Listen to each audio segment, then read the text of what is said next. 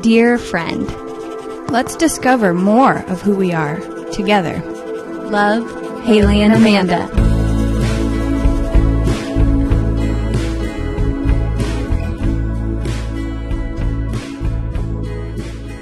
All right, we're back. We're back. Part 2. Part 2. Weddings. Weddings, events, gatherings. We've got Amanda here. You're a Just wedding our- expert. You're Yes. an event expert. Curator. Yeah, Okay, I but want before- you to make a card that says Amanda Walker. That's my name. I know. I got scared. Like, are we not supposed to say our first and last names? It's on everything. I know. I'm Okay. sorry. Amanda Walker, curator. Curator of all things. Curated R. You're rated R. Curated. Okay, let's do our pledge. Okay. I pledge allegiance to the flag of the United Mates in America, and rarely in public is where we stand. Not for long though, because we're gonna be out now. We've had one friendship under God, indivisible, live purdy, Serious. do it, and just us for all. Pharrell. Pharrell Williams. Did you say Pharrell Williams? No, I said it at the same time. Yeah. Wow. Same brain. Same mind. Okay. United Mates. All right, we're jumping back in. We talked about the worst things I've seen, Yes. the best things I've seen, Talked budget, about venue, where to how start. to make your money go far.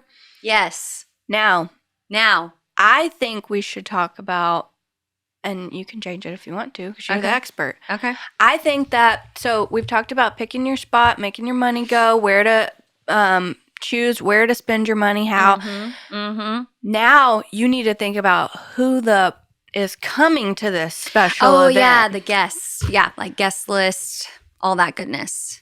And I would like to say that when you got engaged in Spain, and then on the flight home, by the time we landed, you had written a whole guest list and made the seating chart. So I'm type just A. give us I'm type A. the type Amanda. Yeah. So I think the guest list is important. I know that sometimes when people get married younger, their parents invite a lot of their friends and stuff, and the wedding can get quite big, and I get that, and that's nice preference. too. Yeah, that's a preference. I personally went more towards an intimate setting for a few reasons. I really only wanted people there who were going to be along our journey. You know what I mean? Yep. But also, we got married in our 30s. So I think that's an age thing too. Like the people that we've really made close connections with, that we spend our life with, and that have been there through things. Like I wanted those people there to witness and to kind of be a part of like the start of that journey together, and like hold our us accountable. Yeah. So I did a wedding of, I think we had like 65 people. I think it was less. No, it was supposed to be 70, and then it ended up being 65 that were there. Okay. So, but it felt intimate. Yeah. And so that's a personal preference.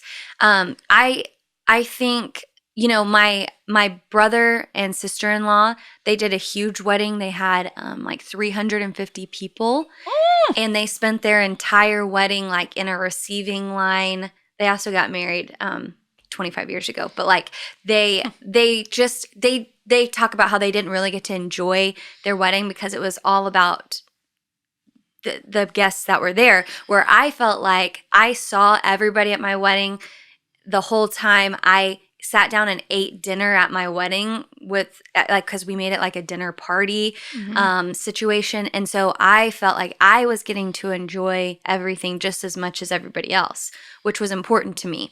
But that may not be important to you, and also may not be possible for you, because maybe your parents or people in your life, like maybe you have a big group of people in your life, so it's going to be a little bit bigger. Have you seen a wedding that was very big that went really well? And if so, what's the trick? I have seen one that was pretty big that went really well. And I think the couple stuck to the idea of like they weren't going to make themselves see everybody. Hmm. Do you know what I mean? Like they still enjoyed the event and didn't make it about seeing every person. Do you know what I mean? Mhm. And they just wanted to make a fun experience for everybody. Yeah. And they also got to enjoy it. I think if you make it about like trying to say hi to everyone, the night's going to fly by, the day's going to fly by, and you're not going to experience it yourself. Yeah. Okay, so Personally. once you decide on the number and decide who's coming, then obviously you have to invite them. Yeah. Do you have any advice on the invitation side of things? Well, before we get into that, one Okay. other thing I wanted to say was there's the two options of assigned seating or open seating. Oh, yes. And people are very divided in this. Like people are like, oh, I would never do assigned seating, or like, I hate open seating. Like you either, I don't know, like I just experienced that when I meet with people. Like they either love the idea or hate the idea of either one of those. As an aesthetically driven person, I didn't even question doing anything except assigned seating because I wanted to. I think details matter. This is about like even if They you're do doing matter. a dinner party at your house or anything like that. I'm a very detailed person, and so I wanted every place setting to be personalized, and like we made the menus and everything, and it had everyone's name, and it had like lavender in it because of the lavender farm. Like it had all these little touches that didn't cost extra money, just a little extra work on our part, but it felt very personal to me. And, Yep. and I think the guest felt like it was nice little touches that made them feel like this experience was also, with them in mind too, like that I invited them on purpose. And so I like assigned seating because I've been at weddings. I've attended weddings where it's open seating and you're like kind of scrambling to find a spot. And then if it gets to be an odd number, sometimes people end up at a table with people they don't know. And then, or like you're in a larger group, but you can't all sit together at a table because there's not enough seats at the table or whatever. Right. And so to me, it's a little awkward when you put it on your guests to figure it out. Mhm. I think it's a little bit stressful. It's almost like the cafeteria in high school. You know what I mean? Like, find your seat and hurry and put your purse down and save it for your best friend. For some people, going to a big event with a bunch of new people is exciting and fun and they feel comfortable. But For a lot sometimes of people, stressful. it's like, I'm so nervous about this. I'm anxious. I don't like to be in big crowds. I'm not going to know these people. And so, I mean, really, it's about, the day is about the bride and groom, but You wanna make it comfortable. You are the host of this event. And so you're responsible for creating comfortable handrails for people too. Yeah, and I think you have to be really if you're going to do a seating chart, like you do have to be really thoughtful. Oh my gosh, Like so thoughtful. You went. I wanted to make sure people were sitting with people that if they didn't know them, I knew that they would click really well because I'd always wanted them to meet or whatever, like because we sat at like a long U-shape kind of dining situation. And so I was really thoughtful about where people sat. So if you are doing assigned seating, like you don't want to just put people with randos. You know what I mean? Like you want to be thoughtful about it. Okay, but invitations. There's so many rules about this stuff that I didn't know, like when you're supposed to send this thing. Yeah, you're supposed to send it like 3 months out. RSVPs, so many people don't return them. Like it can be really stressful. Now a lot of people do things digitally because it makes more sense with the way the world is. I am a paper person. Like physical copy. You and I worked really hard. That was another area that we saved money was you and I, because we like design and stuff. We made all of my invitations suite stuff and we put it together and it was really. I can't believe we did that. I can't believe we did it. We were like learning Photoshop through your wedding invitations. Yeah, but it was really fun. Yeah. And stretchy. Really stretchy. And so I liked curating that. Interesting. Well, and making that an experience when people received the invitation.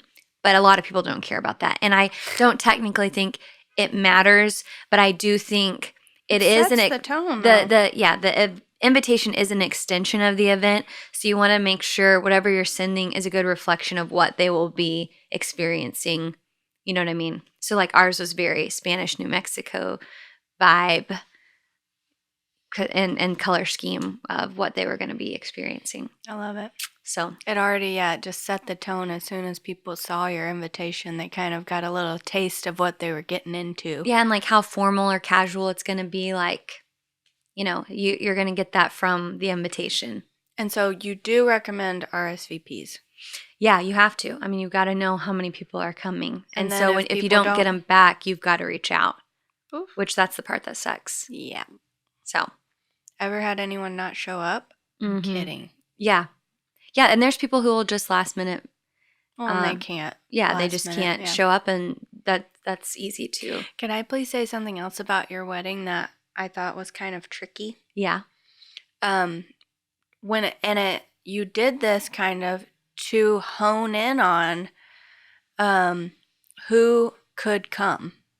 You chose to do your wedding out of town and on a Monday. Yeah. Because it meant people who were there really wanted to be there. Right. Yeah. I invited a lot of people, and then I made it kind of difficult. It's not to be rude or anything, but it's sometimes you have obligations of people you have to invite. Which that sounds terrible, but like it's a thing though. There's obligations that if certain people don't get invitations, it's going to be hell. But they are not people, but they're not that people are that in you're your like, life. I'm really hoping they get there. So I just kind of made the circumstances a little bit like you would have to travel, and you'd have to take off work, and not everyone's going to do that. And so the people that were there were the people who were always going to be there. Yeah, I quit my job to go. Yeah, Haley lost her job. I'm kidding. I work for myself. Yeah. So that's probably the good advice about the invitations if you're trying to keep it small and intimate. Okay, I've got to hear your take on. I mean, this is kind of hard because it's so all encompassing, but decor. Yeah. And somehow I want, because you're extra specific in this area of floral. Mm-hmm. Floral is a part of decor. Yeah. But it's like its whole own animal too. And is it just all go together when you're thinking about decor? Yeah, I think so this is what I see as a wedding florist a lot, is like when I have a consultation with a bride, I'll tell them, if you have a mood board or a Pinterest board, like send it to me before the consultation. Let me look at it to get a good handle on your style and everything like that. Or if they don't and they're feeling like they don't have a direction, then we can build it together. But something I see a lot when I get those boards is like all over the map, different styles, like really boho, and then like really modern, elegant, refined, and then really vintage, and then really all in the same mood board. Yeah, like all in the same mood board. And I'm like, okay. And this is normal. And like we've talked about this like with home decor. Yeah, that you like a lot of different stuff. Yeah, like I love the Spanish style. I love traditional style, like kind of like British cottage. Like, and then I love some things about modern clean lines. Like I love a lot of different things. But then when it comes to doing the interior design of my own home, I've got to pick an avenue. You know what I mean? Like, yeah, ish. Like, I've got to go in a direction and kind of stay true to that to make it work. Or you're buying stuff and you're all over the map, and it doesn't look, even unless you're like really good at making something look collected, it looks crazy. So it's okay to love a lot of different things, but then for your wedding, you've got to pick, or your event, you've got to pick an avenue, a lane. And it can be a mix. Who's Elaine? Elaine, from Seinfeld. Yeah. Yeah, you've got to pick a lane. She'll help you a lot. With the decor. Yeah, so you've got it, and it can be a mix. It could be like boho vintage, it could be like modern boho, it could be modern farmhouse. Like people mix stuff, and that's fine. But you at least need to narrow down your direction and stay true to it and make decisions that align with it, or you're going to be all over the map. So when women and men show you their mood board and it is all over the map, do you feel like it's your job, or do you help Yeah, them I help them by, we look at it and we talk about what they're drawn to in those images. and then you start And to then- find like a line of what is Yeah, like a red connecting line everything? through that, and then we come to the conclusion of what that really is. If it's a blend of a couple of things, but like what parts of those things that we're blending. And what's funny is like I'll see people who have an inspo photo that they love. They love, love, love on Pinterest, and they're just like, this is so beautiful. I want exactly this. And then when they start to put it together in real life, they can't find a version of something, and so they settle for something else, and then it looks like a bad Pinterest fail.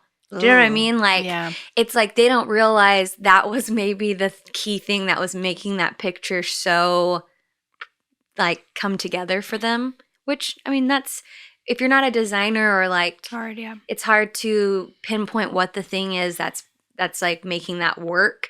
And so they might, like, they'll tell me like, don't worry, like, I'm gonna do this for the sweetheart table or whatever. I'm like, great, that's beautiful. And then you get there and you're like, what the heck? What is this? Because it's just like, so maybe if you have someone who's more of like has a design mind, or you're working with a designer or wedding planner, like there's an image you love, like maybe talk to someone else about what's making that image really come together for you. Yeah. So that you can recreate that part of it. And then floral is, again, something you have to decide, is this something that you want to spend money on and it's really important to you, or is it extra and you want it for the basic traditional things like bouquets and stuff like that? And then whichever way you're going with that, it's got to align with the overall vision of everything else. And so that's where the colors, everything's going to matter. What's in season. Pick a designer that you really trust their work, so you're not guessing that they're going to get it right on your day. You know what I mean? And is that a thing, like when people say, I feel like people are like, I'm getting married, and then they're like, what are your colors? Yeah, I didn't have Like, colors. Yeah, what is it? Where does that come? Is it like something that people feel like, I need these colors to keep me in a vision lane, in a lane? In a lane. Yeah, you got to stay with a lane. This is actually interesting. I can't believe I'm just thinking about this. But when I teach high school and I'm teaching like tone words and like what tone is, we do this activity. It's like an art day where they pick a word out of, I put these big categories together of positive connotative words, negative, and neutral. And whichever one they pick, they have to write, they create an art piece of that word. So they put the word, but it has to give the vibe and tone of that word. So the colors they use, the way that the font that they use, even like they can turn letters into images. You know what I mean? Like it has to give off the vibe of the word. And I feel like that's everything. Once you pick the direction, like it doesn't matter what colors that you're using. Do the colors you're using give the vibe? You know what I mean? Like, is it the tone of what you're trying to get across? Yeah.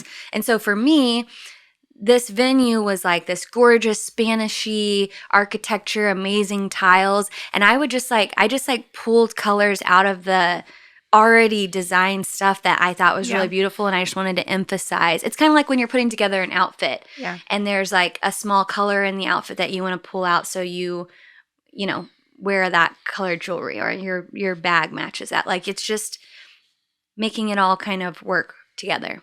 Love it.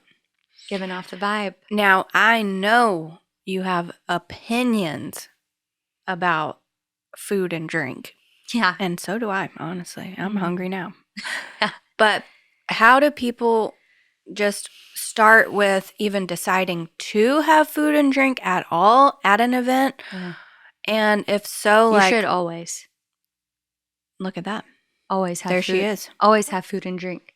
That's your opinion. But even if maybe it's not a meal, but you need to have like a beautiful something like charcuterie or whatever, something, grazing boards or.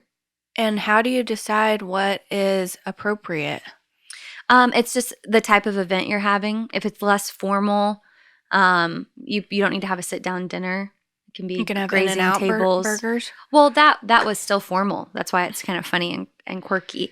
Food is probably one of the most expensive parts of an event, and so this is a place where you can get creative, like the In-N-Out burger thing. I've also seen where people have ordered Domino's pizzas, Oh my gosh. but displayed them very beautifully, like on tiers. Wow.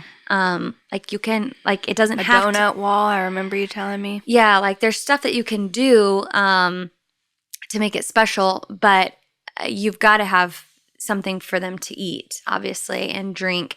To save money, don't try to do something like a full meal with a bad caterer. Like people, that will be like something they will remember as like not Like a good part. Go more casual and be high quality than. Yes. Yeah. And I was going to say also, even if you did something more in like on the cheap where you bring something in, 100%, this is my biggest tip about food is even if you don't hire a caterer, but you bring in like outside food, always hire a wait staff.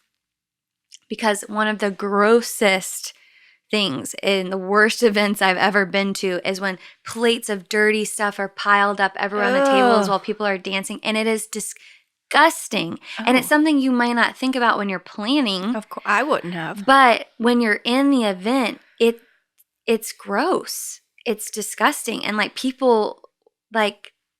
It changes the whole vibe. So even if you're bringing outside food, like make sure you hire like 1 or 2 wait staff that can come in and clean up after people and just make sure things stay nice because it can get really gross. People are eating, you know what I mean? Dirty plates, dirty dishes everywhere. It's not a good look. It doesn't sound good. Food, drink. Drink was really important for me, but the venue that I was at had amazing wine and beers, and so I got to select like incredible beverages for my guests, and that was an area I wanted to spend a little bit more money on because I like good wine, and my husband likes good beer, and so we didn't want to have like Heineken, which there's nothing wrong with Heineken, but it was a little bit more upscale dinner, so we wanted to have like nice wine served at the table. We wanted to have nice beer selection with the meal. So, and tell them something that was kind of an extra last minute thing you added that ended up being one of the most memorable parts. Well, so then let's get to. I know we're kind of running out of time, but yeah, well the final thing, like, because now that I've had my wedding, like the thing that I think was one of the best parts of my wedding was something that I made a decision last minute. Like I want to say it was 3 weeks before the wedding, I made a decision to add something. And it was everyone's favorite part. Like to this day, our friends are like still talk about that part of the wedding because it was the best. So my husband, he doesn't like love dancing. And he doesn't like love. What? I know he doesn't love like dancing at weddings. He does not like to be the center of attention. It was like something he was kind of dreading. But I love to tear up the dance floor at every wedding I go to, and so does Haley. I do. And my family does. My nieces and nephews. Like I knew we would be dancing like crazy, but I knew my husband. And a huge portion of people, humanity. Yeah, are uncomfortable doing that. Yeah, and when it's dance time, what are they doing? They're twiddling their thumbs. Yeah, so the way that the venue was, where our ballroom reception was taking place, right outside of it was this beautiful kind of hidden courtyard. It was like a garden area. And so I called the venue and I said, I want to rent one of your chimeneas to make a fire pit out there, like with a chimney. And I want to and my brother had just gone to Cuba, and he had hand rolled at a tobacco farm all of these Cuban cigars, and was gifting me like 50 of these cigars for the wedding. And so I made a cigar and bourbon bar out there where they just had a waiter passing out the Los Poblanos label of this bourbon. What bourbon was it? I don't remember. It was because it was so good. But it was like this really nice bourbon with the cigars, and like they had a whole clipping station. And so Michael and like all the people that didn't want to dance were out there, cigars and bourbon, and they had the best time. And I went out for a little bit, but I was dancing on the dance floor for sure, like the whole night. And it was just kind of nice. Like everyone felt they had a place. Yeah. And like obviously my nieces and nephews and who are not 21 yet or anything, like we were all having fun on the dance floor and enjoying ourselves, and they didn't feel left out of anything. But people who didn't want to be a part of that had this other place right outside. And I don't know, it was a nice thing that I didn't even think about until right before, and it was, I think, the best part of the wedding, of the event. It was a way to really, because you were saying this seems like it's like the woman's day and the woman picks everything and all this stuff, but it's really important, hopefully, to the man as well, and they want to feel represented, and they want to feel like they can enjoy this day and mark it with their friends and family. And so it was a really special way of representing both sides of you guys equally. And the going back and forth to the dance floor and going outside, it felt right. Well, and Michael's going to kill me for saying this, but he doesn't even listen to our podcast, so he won't even know I said it. Whenever we got back to our room, I'm not going to say that. When we got back to our room, he like looked at me and he was like kind of tears in his eyes, and he was like, I never thought I would have such a beautiful wedding. And he was like, but it's because like you thought about me too, and you made something for both of us. And he was like, and I just want you to know that it was a really special day for me. Obviously that I married you, but also like you made it feel like me. Yeah. And so I think that's important. Like I would have never thought Michael would say that to me, but it matters. Like it does. So even if you as the woman are making a lot of the decisions, keeping your partner in mind, I think is really important, because it is their day, and it's a big day in his life, and that it felt like him was important. Well, honestly, I can't believe we got all of this advice for free 99 from you. Yeah, but the 99 cents is due. I'll look it up. Okay. Let me check in this couch real quick. But yeah, I would say like we forgot wedding planner. Really fast. Highly recommended or not recommended? Highly, highly, highly, highly, highly recommend, because even if it's like a day of coordinator, which is what I did, you want to enjoy the day. You do not want to be running around doing God knows what, DIYing a bunch of shit. Like you want to drink mimosas with your family and your girlfriends and take time getting ready and be calm and enjoy your day. And what I did, because I'm a freaking type A control freak, and I guess knowing so many weddings, like I knew exactly what I wanted. I typed out meticulous notes the week before. Meticulous notes. You type weird. Yeah, this is how I type. And I gave them to the day of coordinator. We met to see if she had any questions. It was somebody that I trusted. I had worked with her before and someone seen with her a work. Strong personality who can like tell people what's up. Yeah, and she made everything happen, and I didn't worry about it because I knew she would, and I got to enjoy the day. Like we had videos of when we were getting ready. Like I was so calm. Yeah, I was so happy.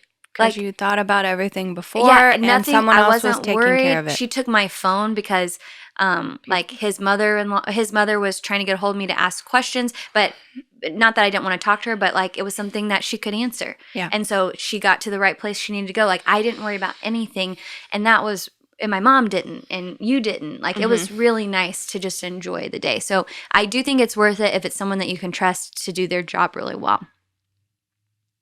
Well, I love hearing about this. I could hear you talk forever. Yeah. But also, again, we want to reiterate that we are talking about weddings, but all of this honestly applies for any gathering that you're having. Yeah, I think it's really important to reflect yourself and be thoughtful. Yes, and like spend your money on things that are really important to you and spend them in wise ways and be stretchy and be sure that you're giving your guests handrails and thinking about their comfort. Yeah. So I've really enjoyed hearing Me from too. you. Thanks for asking me all these questions. Thanks for letting me be on the Dear Friend podcast. Whoa. Part 2. Part 2. That was a 2-part series with me on weddings. Did you love it? I did. Yeah, it I was really fun. did. Cool. Well, if you have any questions, you can always DM us Or call in. Yeah, call in at 1-800-DEAR-FRIEND-PODCAST. It's too many letters. But you can DM us on our Instagram at dearfriend.podcast. Or make sure you guys watch us on YouTube, which Because we have this really professional video work now. man, our video is just fire. And our YouTube is Dear Friend, podcast. So you can watch us there. And this podcast is now recorded and edited and produced at Ferndware by Will Flato. It's German. And we really appreciate you guys spending your time with us. We look forward to seeing you next week. And live purty till then. Live purty, y'all.